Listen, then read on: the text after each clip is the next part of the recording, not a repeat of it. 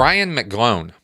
You have described members of the Sea Org as the most devout and fanatical followers of Scientology, and the Sea Org as a whole has been described by some as the paramilitary wing of the Church of Scientology.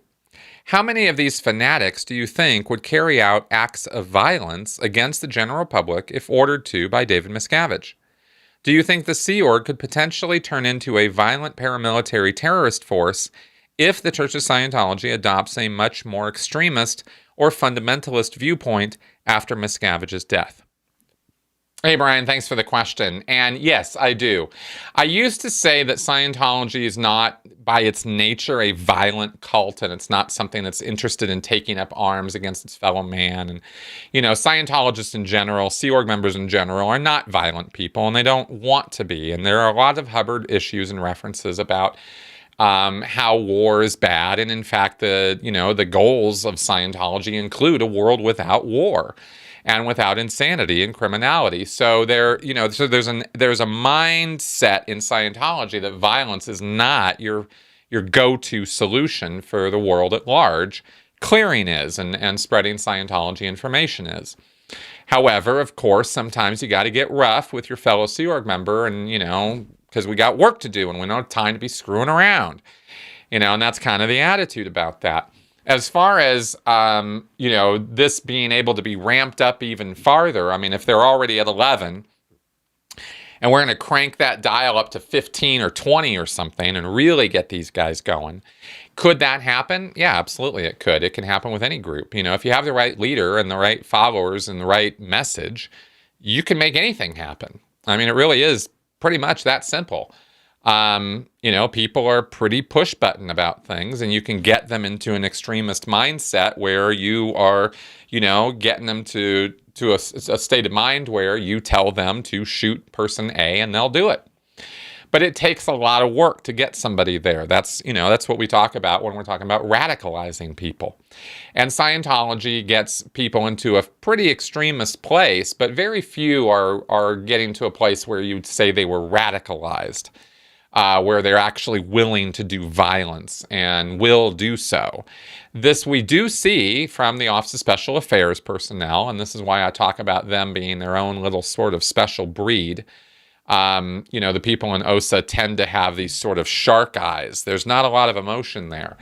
These are people who have been drained of emotion because they have been indoctrinated to believe that they are on a crusade where if Scientology doesn't survive, the world is literally going to end tomorrow. So they feel justified in doing anything to preserve and protect Scientology. And if that means stalking, harassing, beating up, getting fired, whatever they have to do to the targets that they're going after, they'll do it.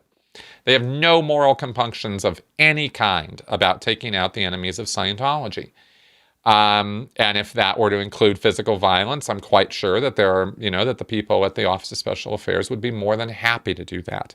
They are not good people. They have been indoctrinated into a very evil, very, very rationalized mindset that is pretty radicalized, okay? So that's how they can justify doing all the crazy, insane, and even illegal stuff that they do. So could they be pushed even further? Yeah, absolutely. Could other people in Scientology be driven into that same OSA mindset? Some of them could. Not everybody. I mean, there are limits to, what you can do with people. When I talk about being able to radicalize Scientology as a whole, I'm obviously not saying every single Scientologist. Some people are going to go, whoa, this isn't what I signed up for. And they're going to be, keep their head level enough that they're going to not engage in that kind of thing. But you can take another certain percentage of them who are already, thinking, wow, this stuff is amazing and it's the best thing ever and Scientology must survive into the future. And you start feeding them pieces of information about the bad guys and how the bad guys are trying to stop Scientology and how we have to do something about that and something should be done. Oh, and it doesn't look like the law wants to do anything about these bad people who are trying to stop Scientology, so I guess we're going to have to take matters into our own hands. And what are we going to do? Well, we've stalked, we've harassed, we've followed them, and they persist. They won't stop. They keep attacking Scientology, and look at what they're doing. They're going to destroy us. I guess we're going to have to take them out. I mean, you get this progression, you know what I mean? So, and there could be lots of little steps along the way to do that, but you could drive people into that within Scientology. And yeah, so could it happen? Absolutely. Has it happened? To a degree, here and there. Some people have. There's been Scientologists who have perpetuated violence against other ex-Scientologists or Scientology enemies. And I'm sure that will continue to happen into the future until, we get a grip on this group and they are defanged completely. And the abusive nature of that's sort of baked into the DNA of Scientology, it prevents any real self-correction. It prevents Scientology from becoming something decent, kind, or good. So that's why there's not really a whole lot of options on the table for, can we reform Scientology and make it better so it's not so like that, so it can't, so you couldn't be radicalized in it. Well, you could, but it really wouldn't look anything like Scientology anymore, So best, I think, really, that it just goes away. I don't think there's really anything useful or constructive enough about it that it deserves to stay around. So anyway, there you go.